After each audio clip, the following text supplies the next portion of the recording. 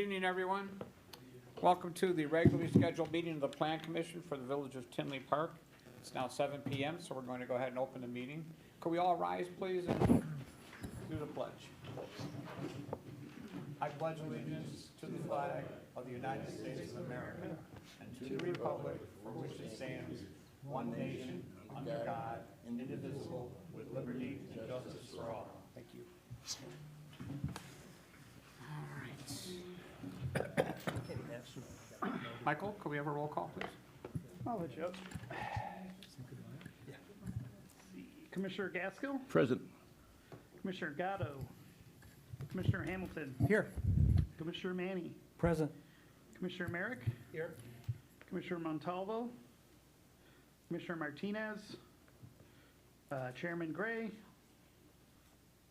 Acting Chair Sepisi. Here. All right, we have a quorum. Thank you for that. All right, so we have a quorum, so we're gonna go ahead and do things. First off with communications, I want you to know that for the things we have going on tonight, we have made communication or made notice to the Chicago newspapers that I have the evidence here, the proof of it, so we're all good to go there. But staff, do you have any communication for us other than that? Communications here, or I'd like to thank Commissioner Sepisi for sitting in as acting chair today. Garrett Gray could not make it. And then also our community development director, Mike Coleman's here today. He doesn't have a sign out, but, from him to the crew as well. Well, welcome, Mike. Thank you. All right. Let's go on. We're going to move and see about the approval of the minutes from the June 5th, 2025 meeting. Do I have a motion to approve? So moved. Okay, Second. second, okay. So moved by trustee Merrick, or Commissioner Merrick, and seconded by Commissioner Manny. All those in favor of approval of the minutes signify so by saying aye. Aye. All those opposed, same sign. Okay, so the approval has been granted, okay. We're going to move on now to our agenda items. Now, the first item was a public hearing, the D1 training, 19557 Harlem Avenue, here in Tinley Park, a special use permit for a commercial indoor recreation, 3,500 square foot greater facility. They wanted the village board to consider wanted us to consider that the village board grant a special use permit to commercial indoor recreation use greater than 3,500 square feet in size. The petitioner, Brian Garrigan, on behalf of Garrigan Capital, Inc., DBA as DI Training or D1 Training, on the B2 PD Community Shopping Center, Village Center, Tinley Park, PUD zoning district. However, the commissioner, since the time this was scheduled, has actually withdrawn the request, so that point is moot. Moving on to public hearing number 2, that was a downtown core streetscape master plan. It was to be reviewed and provide comments on the proposed 2025 downtown streetscape master plan. The plan seeks to create a cohesive vision for the public realm and right-of-way for Oak Park Avenue and adjacent streets. The goal of the streetscape plan is to create an attractive, unique, safe, and walkable environment that supports the existing infrastructure. That item has been requested to be tabled until the July 17th, 2025 meeting. Yep. So that's the first two. Number Steve, 3. hold on. I'm sorry. I'll need a motion to move it, so. Oh, we today- need a motion to move it? I'm sorry. Yeah, we published for the public hearing today, with everyone's input on June 5th. I reached out to the Lakota group to incorporate some of the suggestions you had.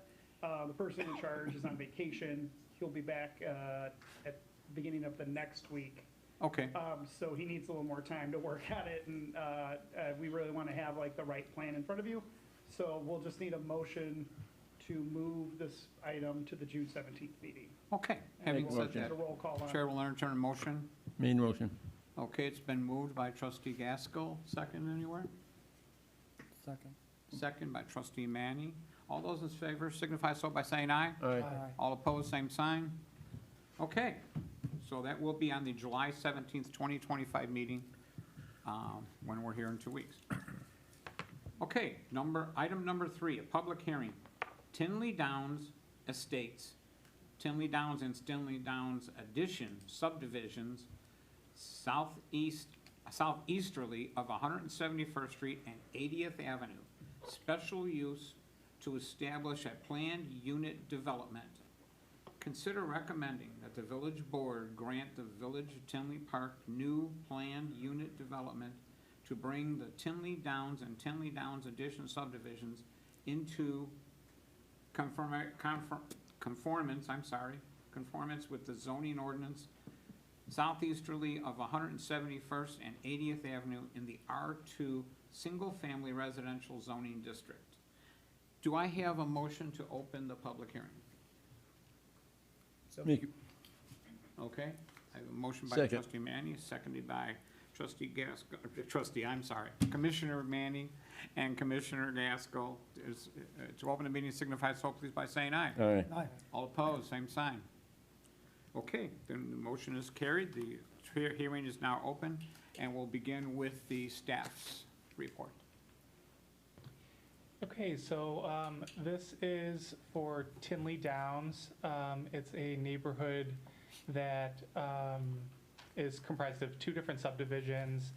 They were entitled in the late 80s, early 90s. They got almost fully built out in the mid-2000s. So it's near 171st and 80th Avenue. There's 63 lots in both of the subdivisions. Tinley Downs Plaza with the Dunkin' Donuts is immediately to the north. The plats of subdivision and the zoning for both subdivisions were approved by an annexation agreement in 1987 for Tinley Downs Estates and 1993 for Tinley Downs Addition. That's not really the right way to do things, so we wanted to come here to try to clean things up and make sure that everyone's property rights are protected as they should be. So the subdivision is zoned R2. However, most lots in the subdivisions do not meet the standards of R2, and so they are considered legal non-conforming. And then also before you today is a request for a plat of subdivision to re-subdivide lots 1, 2, and 3 in Tinley Downs Addition. Those lots were used as temporary stormwater detention based on the annexation agreement in 1993. The developer had to deed those lots to the village to provide temporary stormwater detention while a regional facility was being built. That regional facility is the pond behind the Bickford Senior Living. So that came online, I think 2017. So then as part of that agreement that the village entered in 93, we said that we would give those lots back to the developer when the regional detention facility was developed.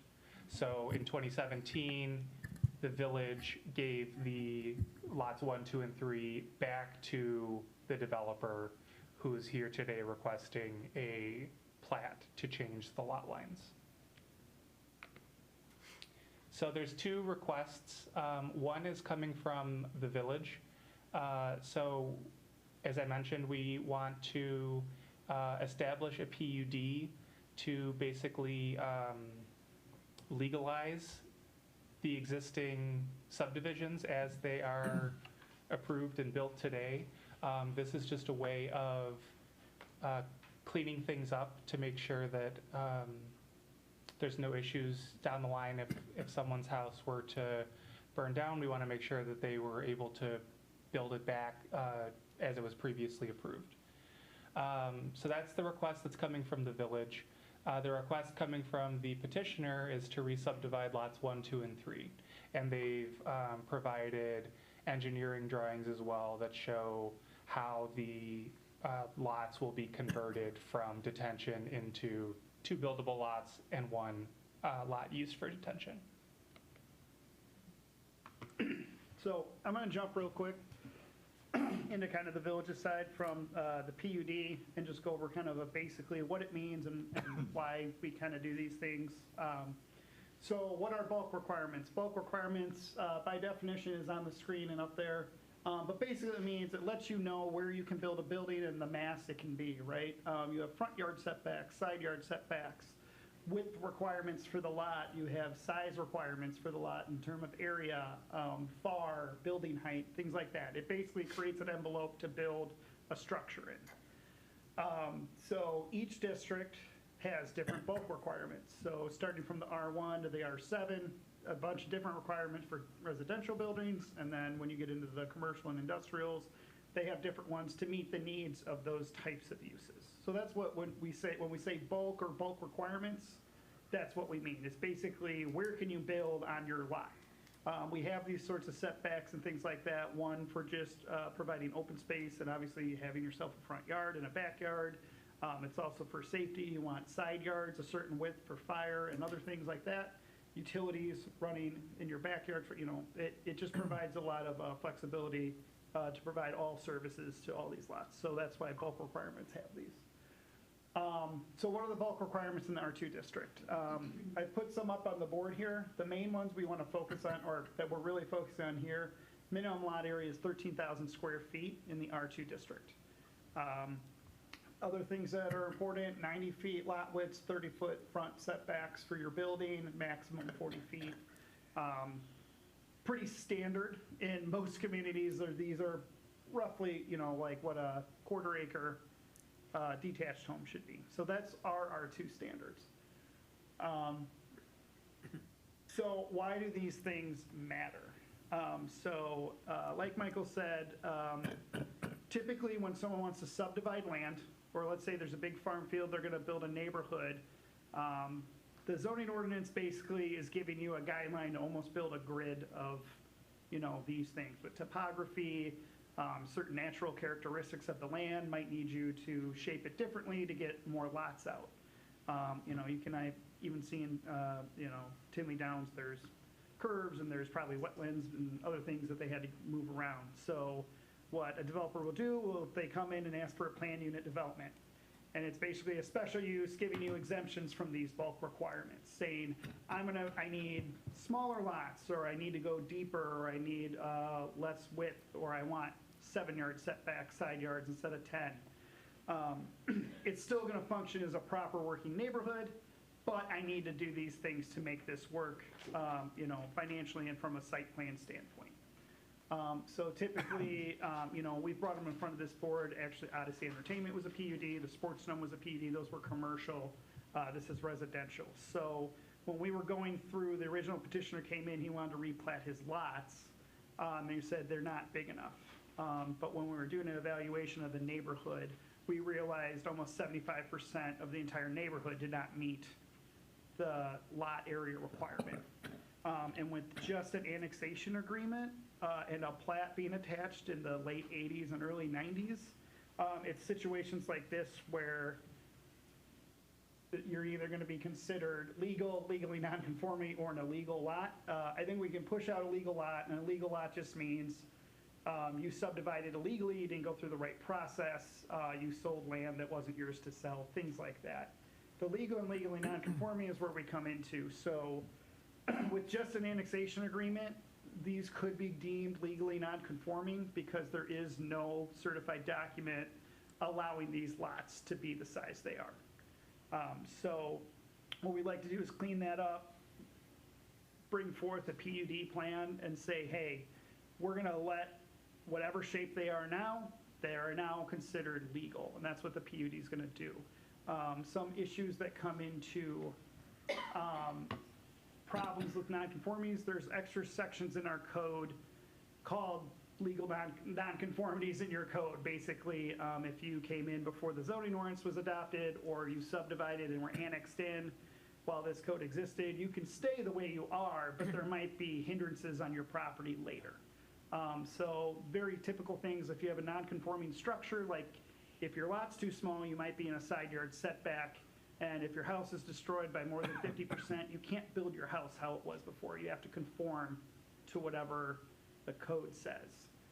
So it could cause problems with that, causes problems with building additions.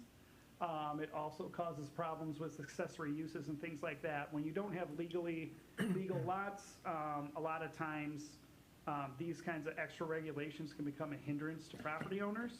So this is solving that problem. All the PUD is going to say is, these lots are legal, whatever shape and size they are. As of today of this document, these are legal conforming lots.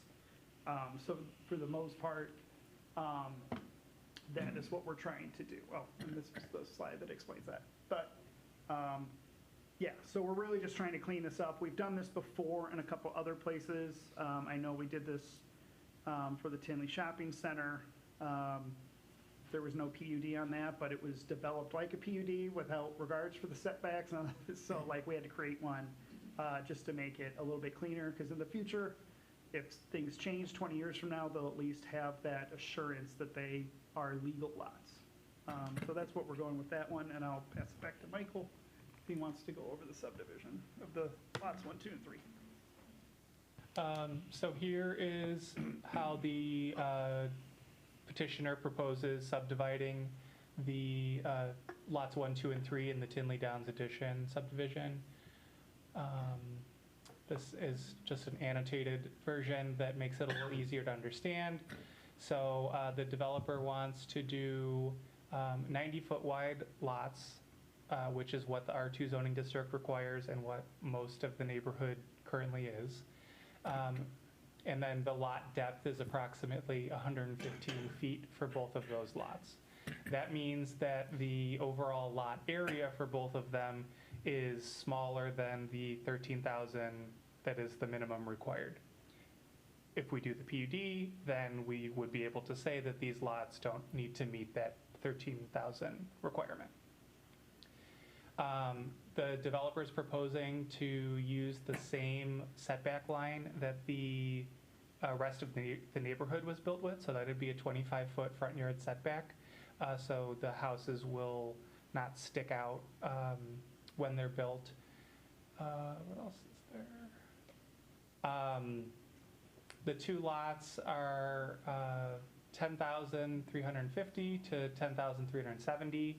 They would be the smallest lots in Tinley Downs by about 200 square feet. So smaller, but not substantially smaller. They won't really read as being much smaller than any other lot in the neighborhood when they get built. And then this is, there's a lot going on, but some of the residents that we've heard have expressed concerns with stormwater in the area, so I wanted to include the developer's plan for how those two lots will be built up and houses will go on them so that there's no problem with those lots and flooding. And then the remaining property, which is about 208 feet wide by 115 feet deep, will be developed as a stormwater pond.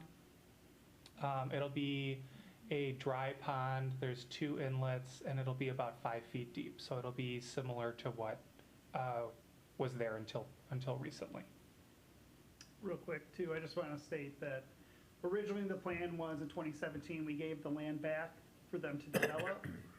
MWRD's stormwater regulations have changed over the past 30 years. So originally all 3 were just supposed to go back and be developed since the regional facility was complete. But now they need a little bit more, so they're reorganizing lot 1, so then 2 and 3 can still be built on. So that's why they still have stormwater here, is that things change and they need to meet the current code. And that's all I have. I have the standards on screen. And the petitioners for and owners of the 3 lots are here as well, if you have questions. Yes, would you like to come and be sworn and speak? Is Mike Murphy here? Yes. Oh, yeah. If you guys want to speak on the project or anything like that, you don't have to. So they're going to open it to everyone, so. You guys got it covered. Okay. All right, you can All right. open it. Then the next thing we'll do is we'll take comments and questions from the commissioners, starting with Commissioner Hamilton. I think don't you take it from the public first? Not necessarily. It Okay, can go no, us, public, all and right. then Yeah, back it's to us. usually us. All right, public. sounds The good. public hearing's still open. Okay, Yeah. sounds good. Okay, so my understanding then is that there are 3 lots here in question, and the original plan was that all 3 would be developed with a house. Mhm. But because of changes in the the regional stormwater plans, half of this has to be dedicated to detention. And you mentioned that the detention was already there and then is not there now, or? Yeah, the regional facility by the Bickford now is deemed not enough. It Okay. was in it was Yeah. before in 1990, like they had a plan for it, and then it was completed to those standards, and then in 2017, we gave them back, but now it's not quite enough anymore, because those standards get updated all the time. It's very similar, we have shopping centers that drain to a regional area that no longer is qualified as enough. So then when they want to redevelop, they have to put like little detention and things like, Seven Brew had to do it with their bioswale, right? Who's that now? Seven Brew Oh, has to do, they put a bioswale out, like in the middle of their ground around their drive-through because they had to handle it because now it no longer is considered an acceptable amount of storage. I So see. very similar here, and that's why they have to replat. They just can't use lot 1 as detention. They need this extra space to cover their, cover the rest. Thank you. Trustee Merrick, what have you got for us? Yeah, so my bigger questions are really about the creation of the PUD and then the zoning, right? I mean, so this was a pretty standard practice in Tinley back then in terms of putting existing homes into zoning in which the minimum requirements were bigger than all the houses, right? It seems pretty clear it was done to make sure people wouldn't try to move in with smaller houses. And it was done around social class issues. But the bigger piece for me is asking these sorts of questions so instead of creating a PUD that just says, okay, you're all good, is there a different residential zoning that makes sense for that size of lots and houses? Instead of creating a PUD or a combination of those, right? So if we're talking about R2 standards, is there one that is closer to the actual, I know the housing sizes of these, and we've done one where there was an empty lot and we had to build, and then we created exceptions for it, and it conformed with everything in the neighborhood, right? As a smaller size that fits in, which is, if we kept it like this, we'd have to keep doing every single time. I get it. So is creating a PUD the only direction to go, or are there other zoning things that would work for this space? Yes, there Okay, are. Rezoning every single property or creating. I a was new- thinking you can't do that like en masse, or that's what the PUD does? So there's 2 ways you can do this, right? You can do a zoning ordinance text amendment, and you can update the R2 district to permit 10,000 square foot lots, and then everything in here would be Sure, conforming. sure. But that is village-wide. Yeah, that's great. So those conversations need to be had at a much deeper level, probably when we rewrite the zoning ordinance. That type of conversation is going to be had on, are these lot sizes too onerous to build on now? Are there I was shifting thinking, is there a tides? different residential zoning, like, number that would conform to what's Right, here? so we Yeah. would then have to rezone all the property. Let's say it's R3, right? Yeah. And then all these would, so rezoning all these to R3 is a much more arduous process than putting a PUD over it. And this is a little more easier just to say, we're not changing your zoning, we're not changing your use. And even more so, if you rezoned everything, redevelopment here could happen. You might get houses or things, uses here that you don't want in this neighborhood Okay, by rezoning them. So by doing a PUD stating, these are all what we want here, we're not changing any character of the neighborhood, we're not doing anything like that, because that's a much larger discussion for the entire village. yeah, so that's really what I'm interested in knowing. Yeah. So I don't really have any issues with us, like, making everything legally non-conforming. That sounds silly, right? We Which want to it is. continue to maintain the character of the neighborhood.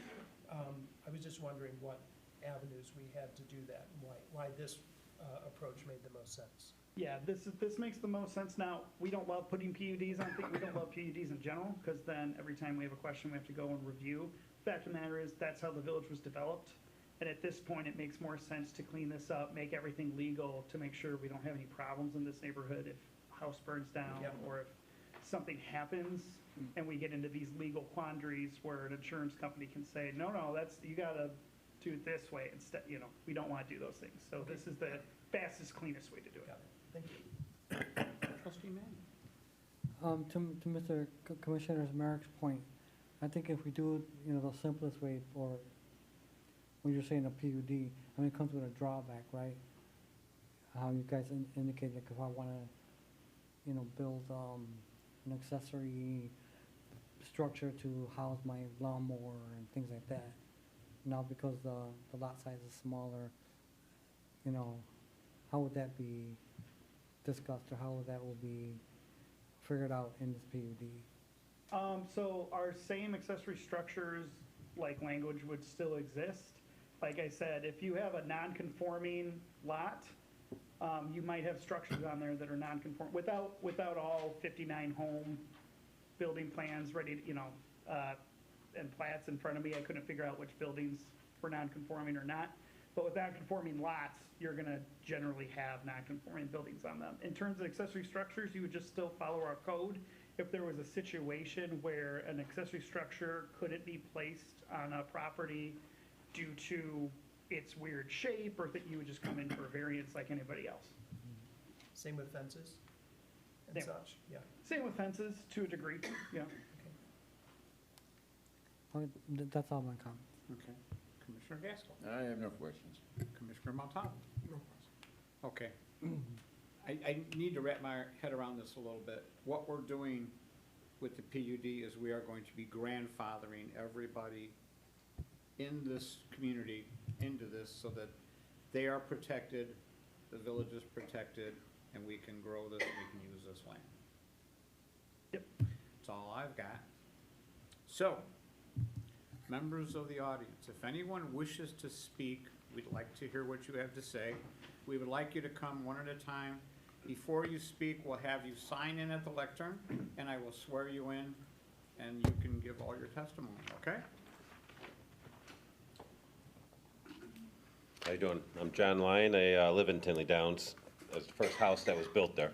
Okay, John? And the old, you got a new Tinley Downs and old Tinley Downs.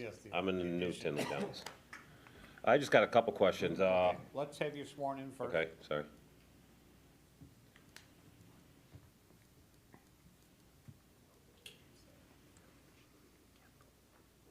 If you'll raise your right hand, please. Do you solemnly swear that the testimony you're about to give this hearing would be the truth, the whole truth, and nothing but the truth? Yes, I do. Thank you. Okay, I guess the plans have been changed a little bit from what you guys sent us in the mail, because it showed 3 full lots, and there was no retention pond going back in. My big question, there is 2 outlets going in there, and there's water down there. I was just down there a little bit ago. So those 2 outlets are gonna be relocated to your new retention pond.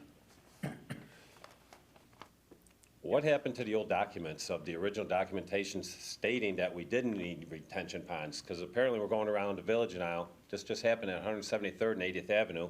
They filled in a retention pond. All they did was blank it off and put a ranch house there. My other question too is, in our subdivision, we had a 2,500 square foot minimum building requirement for the houses. Are those gonna fit on your smaller lots? Yes. Yes. Okay, well, just, there is a requirement for footage on there. But, I mean, the documents are missing that's stating that we needed a retention pond. Now all of a sudden, we don't need it. I don't get that. Are we going around, the village going around selling all our retention ponds to the developers? And- So what happened, or can I answer? Yeah, Or- yeah. So what happens is basically, there's a overarching district called MWRD. They handle all stormwater management, and they're a governing body above us, right? That decides the standards for how water's gonna move, where it's gonna be stored, and what levels you need for different developments. So anytime someone comes in, you have to get a permit from them to even get a permit from us to do anything, right? Right. So they have to sign off on what they're doing. As things change, so originally my understanding was for the addition, the new part, these 3 lots from the original document said they are conveyed to the village. They're gonna put temp storage there so they can build out this. And when a bigger detention pond is built later, a regional one, these can become houses. So that detention pond is tied into the bigger one, that's be by the nursing home. Yes, and these are, and Okay, actually, that's- I asked the that's- engineer, these lots are actually already tied in. There's actually already a connection. Okay, made. that's, you answered my questions then. Yep. That's, all right, thank you. Okay, is there anyone else who'd like to speak? Mayor? Oh, absolutely, sir. And could we have your name, please? Gary Miller. Okay. I live across the street for 31 years.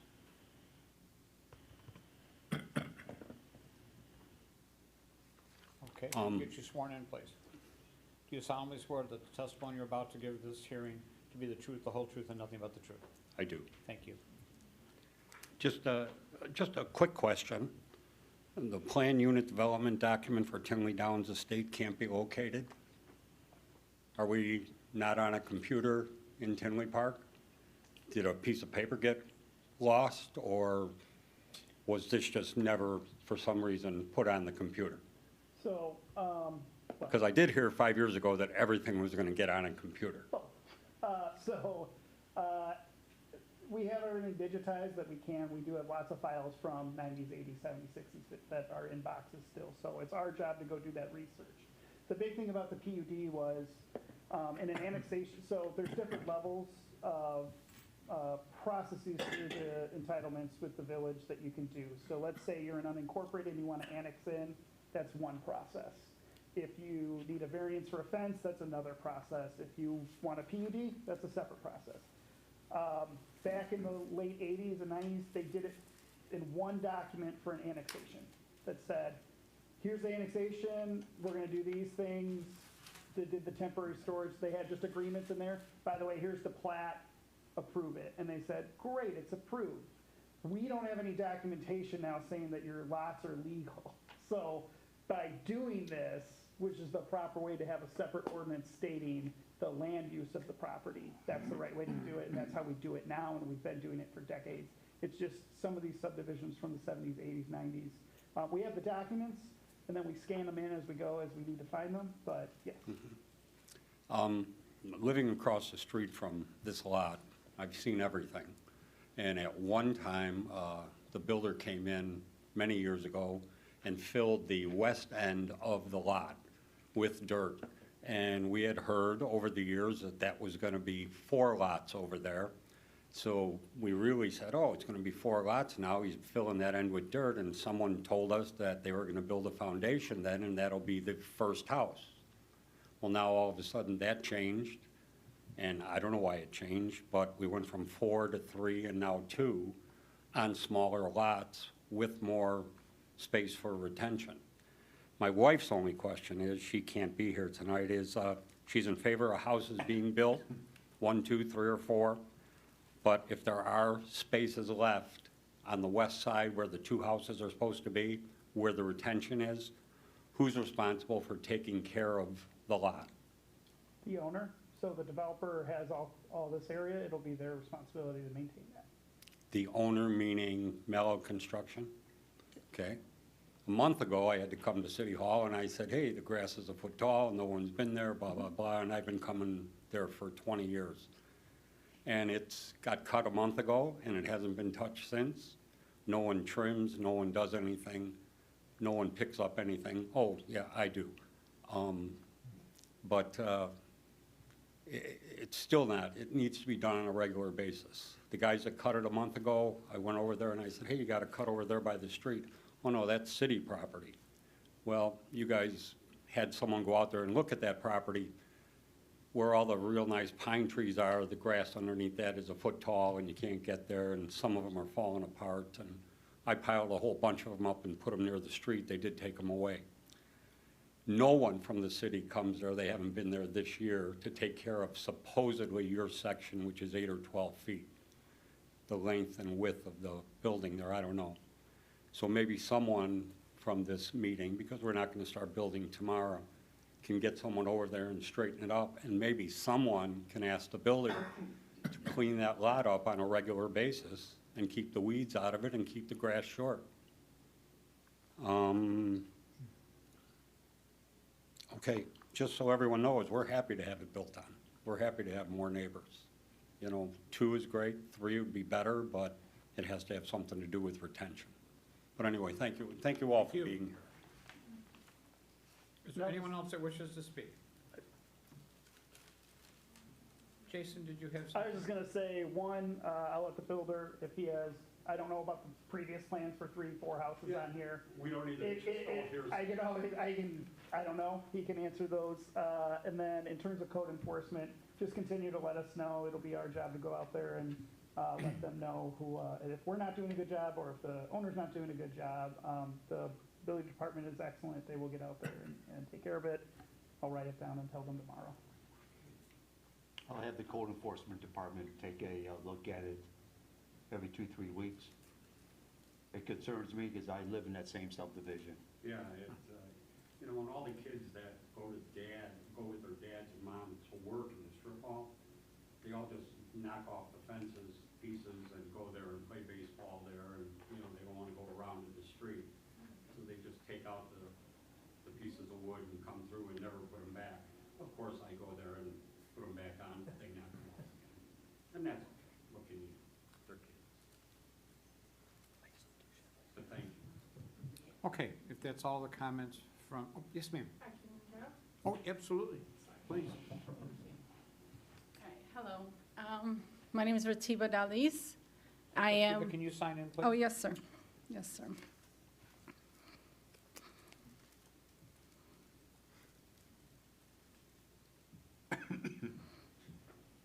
Let's see.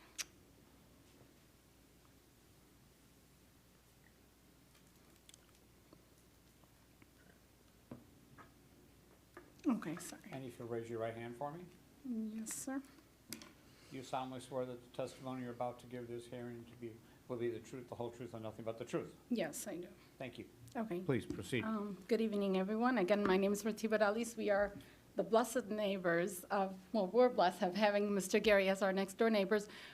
That's my son Abdullah as well. I'm an elementary grade teacher in Bridgeview. My husband's a trucker. My boys are up-and-coming college graduates. They've done with their bachelor's. They're into their master's now. We're all good. We've been in Tinley, this location right across the street from this property, 4 years now.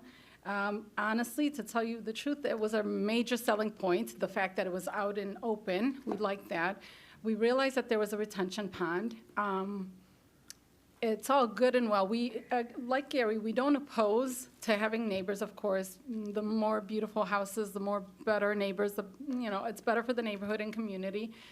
There's pros and cons to this, honestly, as living across the street.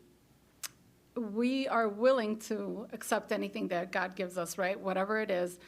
I just wanted to know, in terms of that retention pond, they said you guys are moving, so that one part of it is gonna be remaining supposedly the retention pond, then 2 lots hopefully used for the houses. That's all good and well.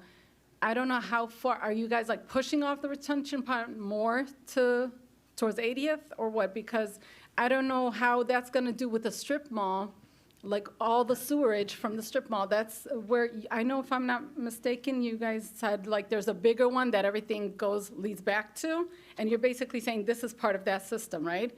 So this eventually, even if it gets shut down completely in the future, like shouldn't be any issue, especially being with that strip mall being right there? Like it's not gonna affect the sewage, because I have a thing, so the house that we live on, it's a second house on the block. There's an issue every single summer that we realize, and we had a good plumber who brought this to our attention. Not our toilets get backed up, the shower on the first floor of our house gets backed up like crazy, right? So we've had it rotted the first time, the second time. Third time, the guy comes, a different plumber, and he says there's gotta be something bigger. He goes out, we have in the backyard, Mr. Gary might know, on the corner, we have sewers, right, sewers. He starts rotting from there. It leads all the way up to the street, which is backing up our house because of all the leaves that's from the street. So he was telling us, hey, you guys got to bring this to the attention of the village. And so now we're thinking maybe that's affecting us from the retention pond that's across the street too. So if the houses are built, I don't want it to affect me, my house, and our plumbing, honestly, you know? So what guarantees, are there any guarantees to us being affected by building of these houses and, you know, making that retention pond probably smaller or completely closed up in the future? Will it affect us personally, our residents? So, I'm not an engineer, but I can say we have very qualified engineers here at the Public Works Department. They've gone over this. We would not bring this forward to final plat or do any of this without their approval saying that it meets a certain safety standard, a certain Right. standard that has 100-year, 200-year floods, however it works. So they've been working with the petitioner to ensure that. We do that on every project. Again, working, and then we also have to get approval from MWRD as well. Yeah. So there's actually 2 layers of government working to ensure that there's no ill effect on neighboring situations. If someday this pond isn't needed and someone fills it in and builds on it, I don't know if that's ever even gonna be possible.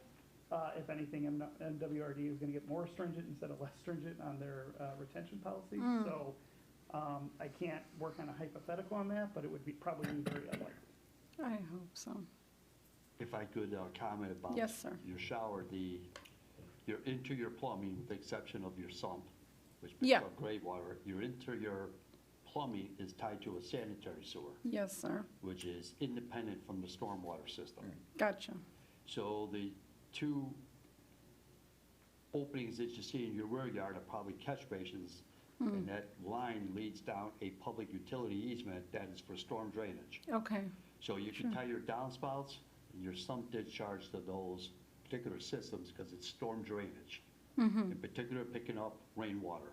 Yes, sir. Interior, that's all sanitary, which is completely sealed off with traps, and that goes to an independent piping system, which is called the sanitary system, which is totally different than this type of system. So the stormwater wouldn't be It wouldn't affecting be the inside of affecting. your house, it's something More more internal. internal. Yes. Okay. I could explain it again tomorrow. Okay. It's confusing, you know, but I'll explain it. I to you appreciate tomorrow. it. Yes, sir. Okay. Yeah, anything that's got an open grate that you could look down in the bottom of the big hole. Okay. That's concrete, that's storm. Okay, gotcha. If it's completely closed off, that's sanitary, because we Okay. really don't want to smell that. Yeah, yeah, yeah. There's a True. whole urban planning class Def- about why we separated sanitary and storm sewers a long time ago. Okay. Exactly, Understood. so we don't have the Chicago problem, which is on a combined system. Yeah. And that's where you have that problem. Okay. Here in the suburbs, we have a much We're better more system. lucky, thank Yes. God. Okay. All right, good to know. Thank you, Karen, for your help as always. Another thing, that fence that's at the, being that we're at the village, that fence that's for the strip mall, you know? So as Gary knows, we all know, there's a couple pieces broken off. We got our routine neighborhood kids going through at night, coming through, trying to, you know, take the easy way in and out of that. I don't prefer that. I don't want to look at that. It could attract the wrong people, you know? It happens in the daytime as well as nighttime. We just had this, me and my husband, we were sitting out in front of our house, and we saw 2 kids, well, whatever their ages are, they're not gonna be older than 20, right? And they were just trying, and one of them literally pulled one fence a little bit, you know, smudged themselves in to make sure that, why is that still broken? Whoever's responsibility that is, I assume it's the strip mall, it's the village, whoever, that needs to be shut down completely. Even if there's those houses gonna be built, hopefully that'll be, you know, closed up in private property, but then the side with the retention, we don't wanna have any issues there. And the same thing, I do see Mr. Gary all the time cleaning up over there or trying to do his part. We'd appreciate it if somebody's always checking up on that piece of land, regardless if it's the owners, the developers themselves, or the village. We'd We could appreciate have that. code enforcement take a look at that fence, because that fence is the responsibility of that mall. Of the mall? Yeah, Yeah, that okay, is so a- then that is a somebody get on it, required please. Yeah. Zoning requirement to have the screening Yeah. there for the residential, regardless if it's a detention or a single Yeah. family, that's the screening required. If it's falling apart. Yeah. When we first came in, it was only like one piece off, and now we've got numerous pieces. And now there's a wider place where people are just going in and out That on a mall, daily. we've had major issues with them just trying to go ahead and fix the parking lot. And the new ownership, or I should say, a new person came in and kind of took over the leadership of that ownership. Oh. They now are very proactive working with us. Okay. And we ask them to do something. Yes, sir. in Perfect, literally yep. 30 days, they fix it. Yes, So, you know, we have ongoing issues out there with every mall, usually parking, signage, gotcha. fences. Yeah, yeah. Trash enclosures. Yes, sir. We will get that squared away. Appreciate I'll it. have code enforcement go out there tomorrow. Appreciate it. Thank you so much. Other than that, you guys are all wonderful. We appreciate everything you guys do for the village. And we're just waiting for my boys to pay back to the community eventually. It's probably late for me, but I got my boys. They're coming up. They're up and coming, hopefully. Appreciate it. Thank you so much, sir. Appreciate We it. appreciate you. Okay, is there anyone else now in the audience that wants to speak? Do the commissioners have any other questions or comments before we close the hearing? Okay, then Chair will entertain a motion to close the public hearing. I move to close the hearing. Okay, trustee Hamilton has moved to close the hearing. We have a second? Second by trustee Montalvo. All those in favor of closing the public hearing signify so by saying aye. Aye. All opposed, same sign. Okay, we're gonna move along now to the standards, if you guys are ready. Yep, so in general, the standards for the special use, nothing's really changing. In fact, we're introducing this so that things will stay the same and can continue to stay the same. So there's no real issues raised by the standards here with the proposal. Adequate facilities are already in place. It meets or it matches the surrounding context, so the special use would be appropriate. For PUDs, there's additional standards. They're kind of like the architecture and site plan standards where we don't issue responses to them, but I have them on screen if you want to see them.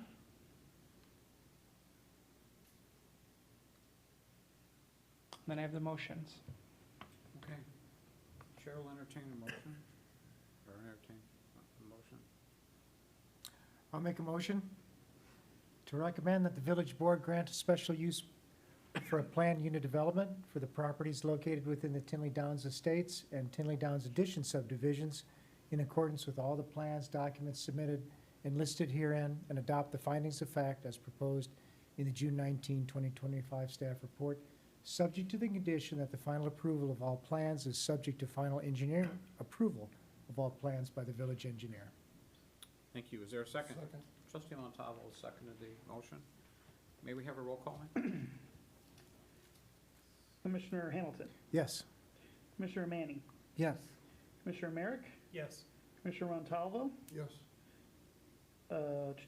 Commissioner Gaskell, Yes. Acting Chair Sepisi. Yes. Motion's approved. Okay. We have a second motion, so if someone would like to forward it. I'll make the second motion. Okay.